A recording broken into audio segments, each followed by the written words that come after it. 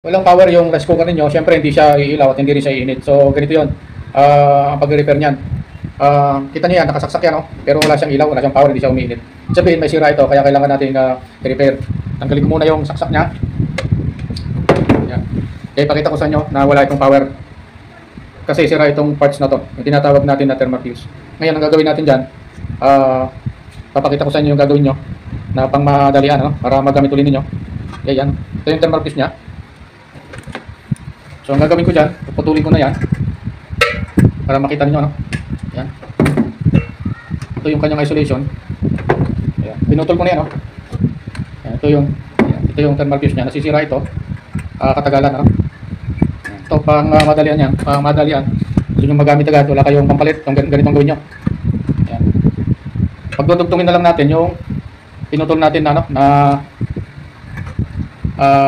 wire niya. Ayan. Para maidugtong yan, pwedeng pilipitin ninyo, pero kung kapos siya, pwede nyo ihinang. Ngayon, pwede naman, maglagay na lang kayo ng solid wire mula dito hanggang doon. Okay?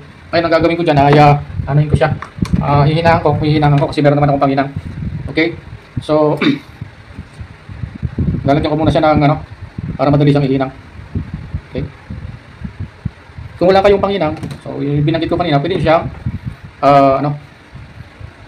idugtong na lang. Pilipitin nyo lang kung mahaba. Kung wala naman, hindi solid wire ang kailangan nyo. Mula dito hanggang doon, itudugtong nyo doon, saka dito. So ganito, maghihinang tayo. So kailangan natin painitin muna ng konti itong ating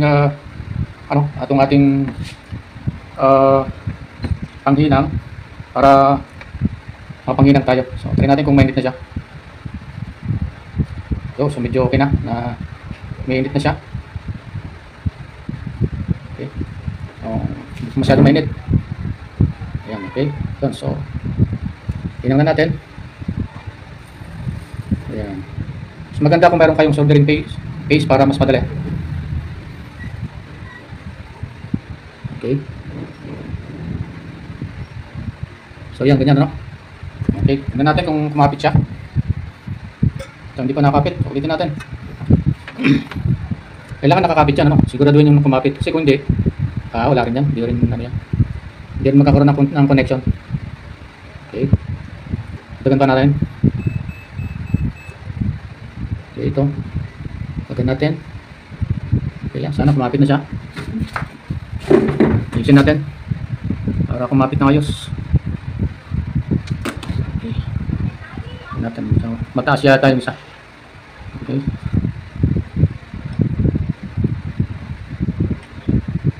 Ayun. So, okay na. Tignan natin, yan, okay na. Okay na siya. Ganun lang, ano. Tapos, tignan natin yan. May power na yan pag sinaksak natin. So, ito, di natin kailangang ilapat sa metal. Itong hininang natin, hindi dapat lalapat sa metal yan. Okay, yan. Kaya, tutulak na natin yan pababa. Kailangan walang metal na, ano, para hindi mag-ground. Okay. Ang gawin natin, tignan natin saksak, tignan natin kung magkakailaw siya. At, malalaman natin yan kung mag-iilaw na siya rito sa dito. So, tignan nyo, no, sasaksak ko siya. Yan. Saksak ko dito, tingnan nyo kung ilaw siya. Okay, yan. Meron na siya. Yan. Nalipat siya. Ito sa kabila. Nalipat na siya. Okay. Yan. So, ibig sabihin, iinit na to. Sa ibabaw. Yan. No, yan, mainit na. Sana natutulit kayo, ano? So, yun. Okay na yan. Basta wala naman lalapat sa ano yan. Kahit wala siyang isolation yan. Basta wala naman siyang lalapatan na metal, okay na yan. So, kung gusto nyo lagyan ng isolation, okay lang, wala naman problema. Okay, sana natutulit kayo.